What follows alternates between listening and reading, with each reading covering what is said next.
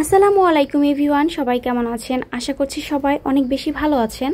তো সবার জন্য খুবই ইউনিক একটা রেসিপি নিয়ে চলে আসলাম। রেসিপিটি ফার্স্টে আমি যে আপুর ভিডিওতে দেখেছি, দেখার পরেই আমার মনে হচ্ছিল যে এই রেসিপিটা আমার ট্রাই করতেই হবে। দেখতেই যতটা লোভনীয় লাগছিল, আর এই ভিডিওটা 3 মিলিয়ন ক্রস করে গিয়েছে। তো ভাবলাম কেননা আমিও ট্রাই করি। তো ফার্স্টেই রেসিপিটি তৈরি করার জন্য লাগছে নুডলস, একটা ডিম। তো আপনারা যদি দুইটা দিয়ে করেন সেই ক্ষেত্রে দুইটা ডিম লাগবে। আমি একটা দিয়ে করছি, সেজন্য একটাই ডিম নিয়ে নিলাম। পানি ফুটিয়ে নিয়েছি, এরপরে নুডলসটা বয়েল করে নিচ্ছি। নুডলস সিদ্ধ হতে কিন্তু খুব একটা সময় লাগে না, 1 থেকে 1.5 মিনিটের মধ্যেই নুডলসটা সিদ্ধ হয়ে যাবে। এরপরে আমি এটাকে স্টেইনারে ঝরিয়ে নিব পানিটা। এতটাই সহজ রেসিপিটা তৈরি করা, দেখলেই বুঝতে পারবেন। তো এখন আমি একটি বাটিতে একটা ডিম ভেঙে নিচ্ছি, আর ডিমের কুসুমটা আলতোভাবে উঠিয়ে আলাদা একটা সাইডে রেখে দিচ্ছি। একটু সাবধানে করবেন কুসুমটা যাতে ভেঙে না যায়।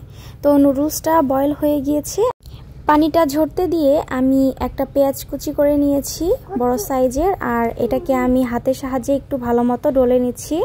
আর সাথে নিয়েছি ধনিয়া পাতা কুচি। আপনারা চাইলে কিন্তু এখানে অবশ্যই কাঁচামরিচ কুচিও ব্যবহার করতে পারবেন। আমার বাচ্চারা যেহেতু ঝাল খেতে পারে না, সেজন্য আমি এখানে কোনো রকম মরিচ ব্যবহার করলাম না।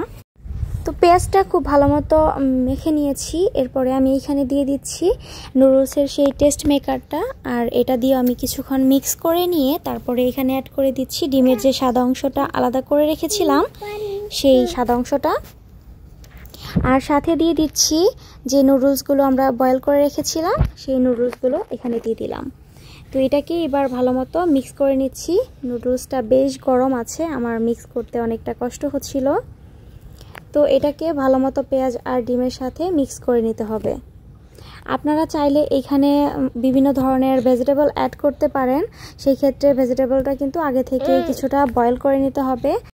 তবে আমি যে আপুর ভিডিওটা দেখে রেসিপিটা ট্রাই করছি, সেই ভিডিওতে কিন্তু শুধুমাত্র নুডলস দিয়েই করেছিল, কোনো ধরনের ভেজিটেবল এখানে অ্যাড করেনি। তবে আমার ঘরে যেহেতু কিছুটা পুঁই শাক ছিল, আর বাচ্চাদেরকে সবজি খাওয়ানো অনেক কষ্ট, এটার মাধ্যমে যদি খাওয়ানো যায় সেক্ষেত্রে আমি কিছুটা পুঁই শাক অ্যাড করে দিলাম। আর পুঁই শাকের উপরে কিছুটা লবণ দিয়ে দিয়েছি। শুধুমাত্র নুডলস দিয়ে করলে কিন্তু আলাদা করে কোনো রকম লবণ দিতে হবে না, আমি পুঁই শাকের জন্য অল্প কিছুটা লবণ এখানে অ্যাড করে দিলাম। আর এটাও যদি না দেন তবুও খুব একটা খারাপ লাগবে না। আর আপনারা চাইলে এখানে গোলমরিচের গুঁড়া ব্যবহার করতে পারেন। আর পুঁই শাকগুলো আমি ভালো মতো নুডলসের সাথে মিক্স করে নিচ্ছি। আর এখানে আমি খুবই অল্প করে তেল গরম করে নিয়েছি একটি কড়াইতে।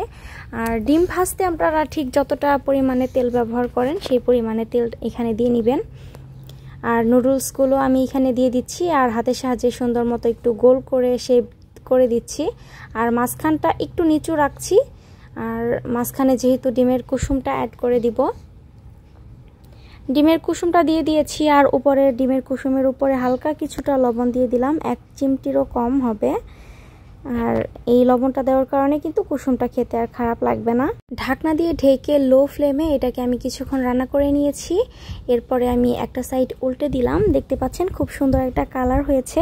উপরটা ক্রিস্পি আর ভেতরটা একটু সফট থাকে, খেতে কিন্তু অনেক মজা হয় এই রেসিপিটা। তো এটাকে আমি আবারও উল্টে পাল্টে ভেজে নিয়েছি। 2 বার করে উল্টে নিলেই হয়ে যাবে, এটা হতে কিন্তু খুব একটা সময় লাগে না। তো এরপরে এটাকে আমি নামিয়ে নিচ্ছি, ছুরি দিয়ে এটাকে আমি একটু কেটে নিচ্ছি। রেসিপিটা আসলে খুবই সহজ তৈরি করা, আপনারা একবার হলেও ট্রাই করবেন। আর আমাকে কমেন্ট করে জানাতে পারেন ভিডিওটা একটুখানিও ভালো লাগলে অবশ্যই একটি লাইক করে দিবেন। আর প্লিজ আমার চ্যানেলটি সাবস্ক্রাইব করে পাশেই থাকবেন। আর যারা নতুন বন্ধু হবেন অবশ্যই ভিডিওতে স্প্যাম কমেন্ট করবেন না, আমার কমিউনিটিতে গিয়ে একটি হাই লিখে আসবেন, আমি তাদেরকে সাপোর্ট করব। সবাই ভালো থাকবেন, সুস্থ থাকবেন, আল্লাহ হাফেজ।